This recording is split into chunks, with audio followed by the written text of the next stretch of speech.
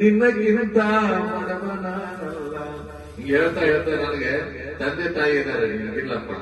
ನೀ ಸ್ಮಶಾನದೊಳಗದೆ ಹಂಗೆ ನಿಮಗೆ ಒಲಿದಿರುವ ಶಿವ ಅವರು, ಆ ಶಿವ ನಿಮಗೆ ಯಾವಾಗೂ ಕೂಡ ಅನುಗ್ರಹಿಸ್ಲಿ ಅನ್ನೋ ಮಾತನ್ನ ಹೇಳ್ತಾ ನಿಮ್ಗೆಲ್ಲರಿಗೂ ಶುಭವನ್ನ ಕೋರಿ ನನ್ನ ಮಾತಿಗೆ ವಿರಾಮವನ್ನು ಕೊಡ್ತಾ, ಈ ವೇದಿಕೆ ಮೇಲೆ ಬಹಳ ಅದ್ಭುತವಾದ ಸಾಧಕರಿದ್ದಾರೆ.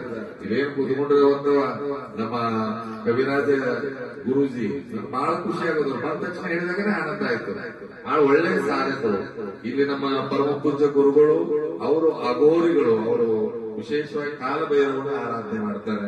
ಪರಮ ಪೂಜ್ಯರು ಚಾಮುಂಡೇಶ್ವರಿ ಆರಾಧನೆ ಮಾಡ್ತಾರೆ. ಇಲ್ಲಿ ಇಷ್ಟಲಿಂಗ ಆರಾಧನೆ ಮಾಡುವಂತವ್ರು.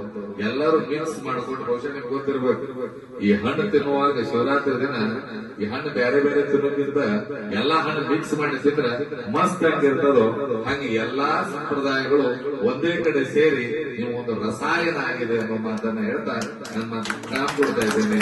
ಜೈ ಗುರು.